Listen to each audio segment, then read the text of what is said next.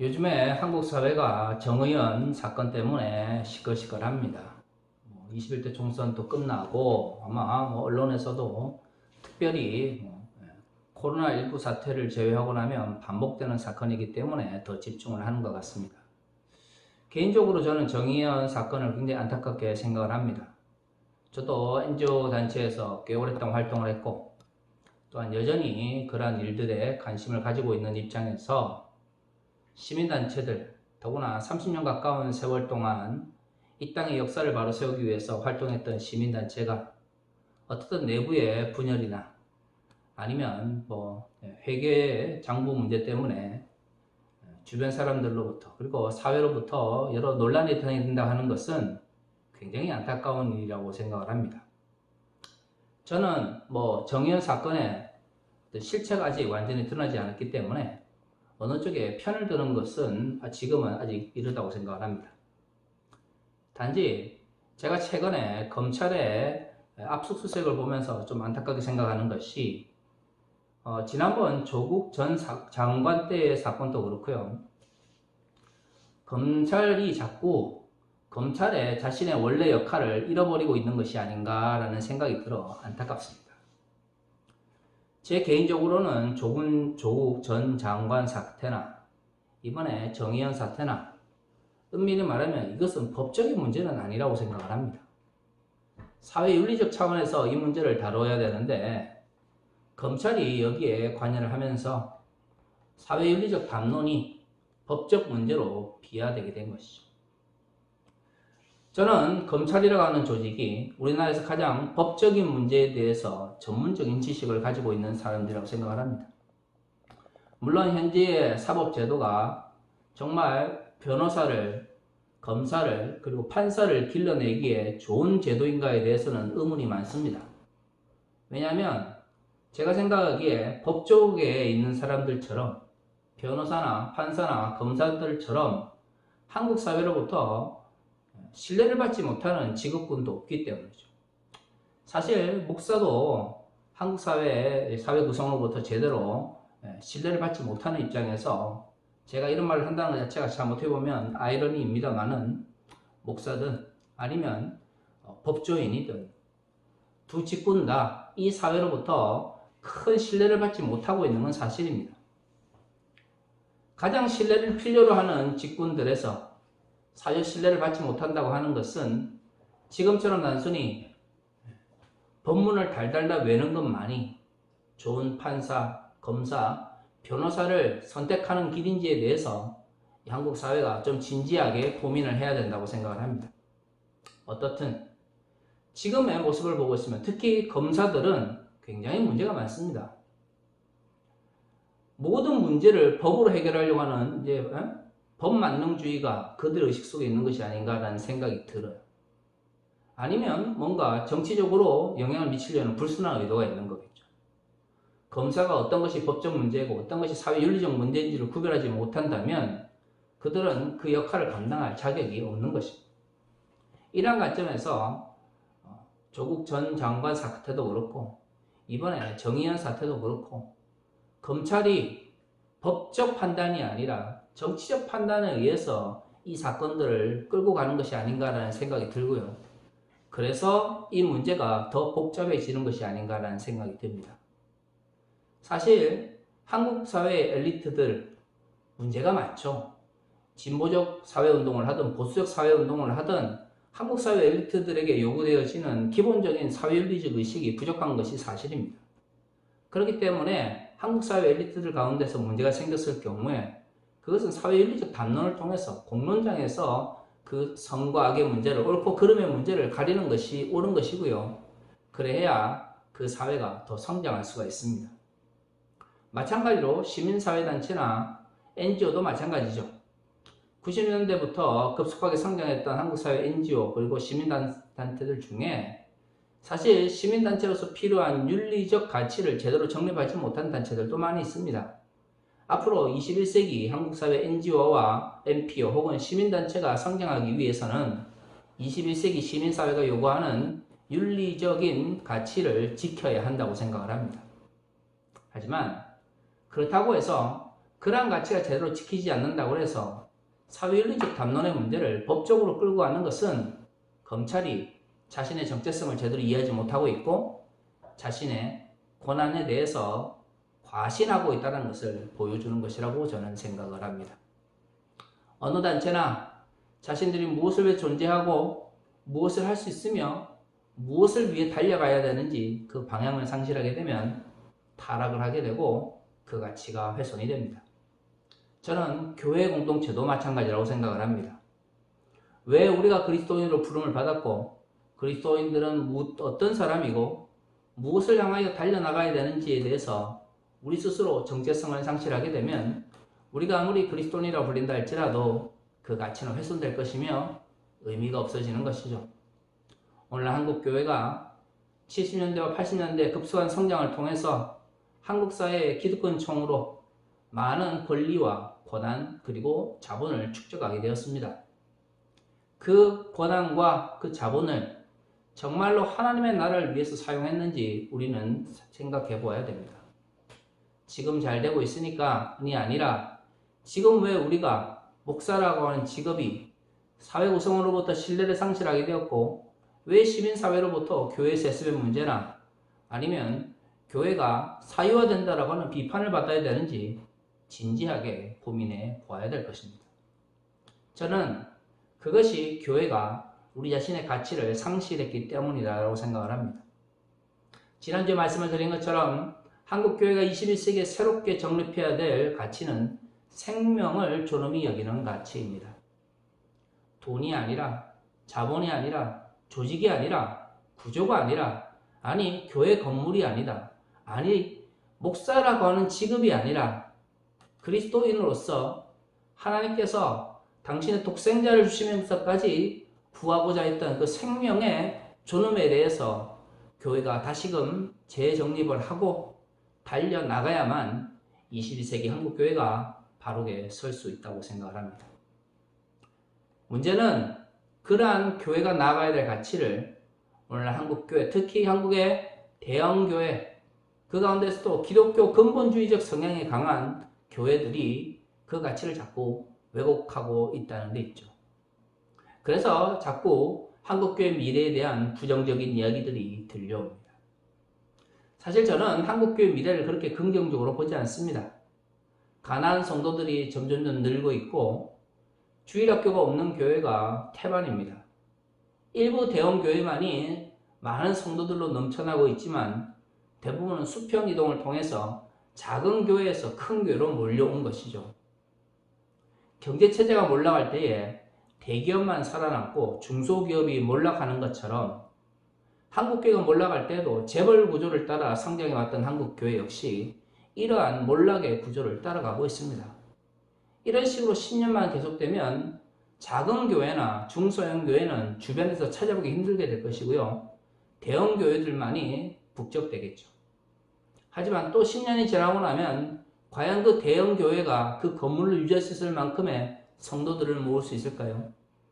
한국교회가 지금 위기에 있다고 합니다. 한국교회는 한 70% 정도가 여성입니다. 교회를 다니시던 분들이 갑자기 교회를 다니지 않는 경우는 크게 많지 않습니다. 그러면 70%를 차지하는 여성이 교회를 나오지 않기 때문에 교인들 수가 주는 것이죠. 앞서 이야기한 것처럼 원래 다니시던 분들이 꾸준히 다니는 그런 성향을 가지고 있다고 하는 것은 젊은 여성들이 교회로 몰려들지 않는다는 것입니다. 왜 그럴까요? 과거에 비해서 직장생활을 하는 여성들이 늘었고 그에 비해서 한국 교회의 양성평등의식과 젠더의식은 여전히 후진적으로 머물러 있습니다. 남성 중심적이고 가부장적인 교회에 젊은 여성들이 어떤 이유로 몰려들겠습니까? 말이 되지 않는 것이죠. 저는 한국 교회가 여성에 대한 차별과 여성 목사 안수를 반대하면서 한국 교회가 성장하기를 바란다는 것은 모순이라고 생각을 합니다. 제가 속해 있는 교단을 비롯해서 한국의 일부 보수적인 장로 교단들이 여성 차별을 공동연히 이야기를 하면서 교회 위기를 이야기한다는 것은 그 자체가 모순이자 그 자체가 스스로를 속이고 있는 것이죠. 우리가 무엇을 향해 달려나가야 되는 존재든지 이해하지 못하는 상태에서 우리 자신의 이익에 집중을 하기 때문에 교회가 진정 추구해야 될 가치를 상실하고 있는 것입니다. 오늘 본문을 보십시오. 바울이 밀레도에서 에베소 장로들을 불러놓고 지난 3년간 자신이 무엇을 가르쳤는지에 대해서 기억할 것을 이야기하고 있습니다. 이 사건 이후 이제 바울은 예루살렘을 올라가 로마로 향하는 긴 여정을 떠나게 됩니다. 오늘 본문을 볼까요? 보라, 내가 여러분 중에 왕래하여 하나님의 나라를 전파하였으나 이제는 여러분이 그를 다시 보지 못할 줄 아노라. 바울은 자신이 에베소에서 3년 동안 무엇을 그들에게 가르쳤는지에 대해서 이야기를 합니다. 예수의 복음을 전했는데 그 복음의 핵심을 바울은 오늘 하나님의 나라라고 이야기를 합니다. 우리는 하나님의 나라를 위해서 달려가는 사람들이죠. 오늘 한국의 대형교회 목사들이 자꾸 그 가치를 잃어버립니다. 왜죠? 스스로가 종교 집단의 우두머리가 되었기 때문이죠. 부를 누리고 종교적 명예를 누립니다. 하지만 대형교회 목사들이 부를 누리고 종교적 명예를 누릴수록 시민사회 영역으로부터 멸시받으며 의식 있고 건강한 그리스도인으로부터 비난을 받습니다. 왜 그럴까요? 하나님의 나라가 아니라 자신의 왕국을 세우기 때문이죠.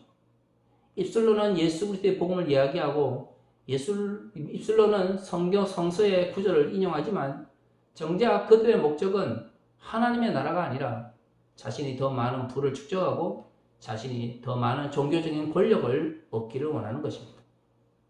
무엇인가 잘못된 것이죠. 예수 이름을 팔아 자신의 성공을 향해 달려나가는 목사들이 많아질수록 그러한 교회가 잘되면 잘될수록 한국 교회는 몰락을 향해 나아갈 수밖에 없습니다. 바울이 지난 3년 동안 가르쳤던 에베소 장로들 향해서 말하는 것이 무엇입니까? 이제 내가 예루살렘에 올라가게 되면 다시 너희를 볼 수 있을지 알 수가 없다는 거죠. 죽을 수도 있다는 거예요. 그런데 마지막으로 그들에게 하고 싶은 이야기가 무엇입니까? 그가 3년 동안 목숨을 걸어 바쳤던 그 가르침, 예수 그리스도의 복음, 곧 하나님의 나라에 대한 것입니다. 하나님의 나라의 가치를 세울 때에 교회는 바로 설 수 있는 것이죠. 그렇다면 우리는 생각해 보아야 됩니다. 자본의 가치가, 돈의 가치가, 명예의 가치가, 그리고 성공의 가치가 생명의 가치를 잡아먹고 있지는 않은지, 과연 한국 교회는 복음이 주는 자유의 가치를, 복음이 주는 생명의 가치를 얼마만큼 잘 선포하고 있는지 우리는 끊임없이 물어봐야 됩니다. 26절을 볼까요?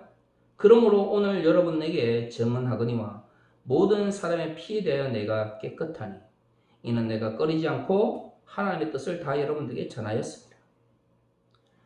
하나님의 나라를 향해 달려가고자 하는 바울은 자신의 정체성이 분명했기 때문에 사람들의 관계를 신경 쓰지 않고 하나님의 나라의 복음에 필요한 가치를 전했습니다. 당시의 계급 구조와 그 다음에 고린도 전후서에서 알 수 있는 것처럼 주인과 종, 부한자와 가난한 사람 사이에 갈등이 있었던 그러한 사회적 구조 속에서 하나님의 나라의 가치를 전하면서 그 모든 계급적 문제를 비판적으로 전했을 때에 얼마나 많은 사람들이 거북함을 느꼈겠습니까? 하지만 바울은 거기에 대하여 신경 쓰지 않았습니다. 오늘 한국교회에 필요한 것도 그러한 것이죠. 교회가 잘 된다는 게 무엇입니까? 21세기 한국교회 많은 목사들 의식 속에서 교회가 잘 된다고 하는 것은 주일 예배에 많은 사람들이 참여하고 많은 헌금을 내는 것이며 그래서 종교적 영역 속에서 존경을 받는 것입니다. 하지만 그것이 하나님의 나라일까요? 교회의 목적이 많은 사람들을 모으는 것인가요? 교회의 목적이 많은 돈을 모아서 헌금을 통하여 교회 건물을 짓는 것일까요? 우리가 목사가 되었을 때 우리가 정말 주변 목사들부터 칭찬을 받기 위해서 목사가 된 것일까요? 그렇지 않을 것입니다. 하나님의 나라를 위하여 달려왔을 것이고 그래서 꺼리낌 없이 주의 말씀을 전했을 것입니다. 그런데 어느 순간부터 우리가 우리의 욕심을 하나님의 욕심이라고 포장하기 시작한 것이죠. 그래서 말씀을 전할 때 부담스러워지는 것도 많아지고 꺼리끼는 것도 많아지는 것입니다. 그러면서 점점 더 듣기 좋은 말씀, 점점 더 성도의 마음에 감동을 주는 말씀을 전파하기 시작하죠. 무엇이 잘못되었고 무엇이 옳은지, 무엇이 틀렸기 때문에 고쳐야 하는지에 대한 이야기는 점점점 한국의 교단에서 사라지고 있습니다. 여러분은 자기를 위하여 또는 온 양떼를 위하여 삼가하라. 성령이 그들 가운데 여러분을 감독자로 삼고 하나님이 자기 피로 사신 교회를 보살피게 하셨느니라. 내가 떠난 후에 사나운 이리가 여러분 가운데 들어와서 그 양떼를 아끼지 아니하며 또한 여러분 중에서도 제자들을 끌어 자기를 따르게 하려고 어그러진 말을 하는 사람들이 일어날 줄을 내가 아노라. 왜 에베소 장로들을 세웠을까요? 하나님의 교회를 목양하도록 하기 위한 것입니다. 그 교회가 바울이 떠나고 나면 고난을 받게 될 것인데 외부적으로는 하나님의 나라의 가치를 부정하는 사람들에 의해서 내부적으로는 하나님의 나라를 팔아 자신의 이익을 챙기려고 하는 장로들, 오늘날의 목사들 때문에 교회가 어려움을 겪을 것이라는 것입니다. 아무리 바울이 올바른 말씀을 전하고 아무리 예수 그리스도의 복음을 위하여 살아간다 하더라도 우리가 살아가는 이 세상 속에서 하나님의 나라의 가치를 잃어버리면 그 어떤 목사도 그 어떤 그리스도인도 자신의 정체성대로 살아갈 수 없습니다. 우리의 마지막에 무엇이 기다리고 있는지를 잊어버리는 그 순간 하나님의 심판과 하나님의 선물을 잃어버리는 그 순간 우리는 우리의 욕심을 따라 살아가게 되는 것이죠. 바울 시대도 그렇습니다.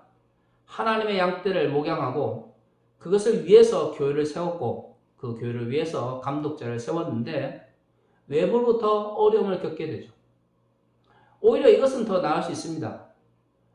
불의한 세상 속에서 어두운 세상 속에서 교회가 핍박을 받는다고 하는 것은 오히려 뭐죠? 올바르게 살아가고 있다는 거죠. 우리가 정의롭게 살아가고 있는데 세상이 불의하기 때문에 핍박을 받는 것입니다. 하지만 사람이기 때문에 연약하기 때문에 그러한 외부적인 억압과 핍박 때문에 어려움을 겪게 되죠. 교회는 그럴 때 필요합니다. 올바르게 살려고 하는데 주변에 올바르지 못한 가치 때문에 고난받는 사람들과 함께 할 때에 교회는 더 의미가 있는 것이죠. 많이 가지고 스스로 자신을 지킬 수 있는 사람이 아니라 스스로를 지킬 수 없고 교회가 함께하지 않으면 쓰러질 수밖에 없는 사람들과 함께하기 위해서 그들이 받는 고난을 함께 견디기 위해서 교회가 필요한 것입니다. 하지만 바울 시대에 그랬던 것처럼 오늘날에도 목사들이 스스로의 욕심을 따라 목회를 하는 사람들이 많이 있습니다. 자신의 이익을 위해서 하나님의 양들을 데리고 가서 개인적인, 사적인 이익을 추구하는 것이죠. 저는 한국의 교회가 모두가 잘못됐다고 생각하지는 않습니다. 하지만 우리가 이름만 대면 알 수 있는 대형 교회들이 하나님의 나라가 아니라 목사 몇 명의 사적인 이익을 위해서 이용되고 함께 누려야 될 모든 공적인 유익을 목사나 아니면 그 주변의 측근들이 독점하는 현실을 보면서 바울 시대에도 이러한 비극적인 일들이 발생했다는 것을 보고 너무나 놀랐습니다. 2000년 전에도 하나님의 이름으로 자신의 이익을 챙기는 장로들이 있었고 2000년이 지난 지금도 예수 그리스도의 이름을 팔아 자신의 이익을 지키는 목사들이 있습니다. 왜 그럴까요? 우리의 끝에 무엇이 있는지 우리의 마지막을 준비하는 그 자세를 잃어버렸기 때문입니다. 하나님의 나라를 위해 달려갈 때에 하나님의 선물이 있는 것이고 하나님의 나라의 가치를 버릴 때 하나님의 심판이 있는 것인데 우리가 그 마지막을 제대로 준비하지 않고 그 마지막을 믿지 않기 때문에 그러한 왜곡이 타락이 일어나게 되는 것이죠. 그러므로 여러분이 일깨어 내가 3년이나 밤낮 쉬지 않고 눈물로 각 사람을 훈계했던 것을 기억하라. 31절을 통해서 우리가 알 수 있는 것은 무엇입니까? 결국 교회가 바르게 나가기 위해서 우리가 해야 되는 것은 예수 그리스도께서 우리에게 가르치신 그것을 다시금 기억하는 것입니다. 하나님의 나라를 선포하였고 하나님의 나라를 위해서 우리를 불러주셨다는 그 원래의 가치를 마지막까지 끝까지 지키는 사람이야말로 하나님의 나라를 위하여 달려가는 사람인 것이죠. 그래서 우리는 기억해야 됩니다. 우리가 역사 속에서 민주화의 과정을 거치면서 5.18을 세월호의 사건을 그리고 수없이 많은 민주화 운동들을 기억해야 되는 이유가 무엇입니까? 지금 우리가 민주주의 속에 살아가지만 아직도 한국 사회 속에는 파시즘을 그리고 군사 독재를 찬양하는 사람들이 남아있는 것이죠. 그래서 우리는 끊임없이 기억하며 그 목적을 민주주의를 지켜야 하는 것입니다. 하나님의 나라도 마찬가지입니다. 많은 교회가 있고 그 다음에 대형 교회도 있지만 그 교회들이 많아지고 교회가 커질수록 더 많은 비판과 비난을 받는 것은 교회와 목사들이 왜 우리가 존재하는지 하나님의 나라의 가치를 잃어버렸기 때문이죠. 그러므로 우리는 기억해야 됩니다. 우리에게는 마지막이 있고요. 그 마지막 끝에는 우리가 어떻게 하나님의 나라를 위해 달려왔는지에 따라 하나님의 심판과 하나님의 선물이 기다린다는 것입니다. 내가 예수를 믿기 때문에 아무렇게나 살아도 하나님께서 무조건 칭찬해 주실 거다라는 마음은 믿음이 아닙니다. 그런 믿음을 가지고 내가 구원받았다고 말하는 것은 하나님을 능욕하는 것이죠. 여러분, 우리의 믿음은 끊임없이 우리의 부족함을 기억하며 우리의 부족함을 고백하며 하나님의 나라를 향하여 달려가는 것입니다. 기억하고 고백하는 것. 그래서 끊임없이 마지막을 생각하는 것. 그래서 우리의 가치를 끊임없이 되새기는 것. 그것만이 우리를 진정 그리스도인으로 만들어주는 것이고 교회를 교회답게 하는 것입니다. 언제나 우리의 마지막을 준비하는 우리의 자세가 잘 준비되고 있는지를 기억하는 한 주가 되었으면 좋겠습니다. 다시 기도하겠습니다.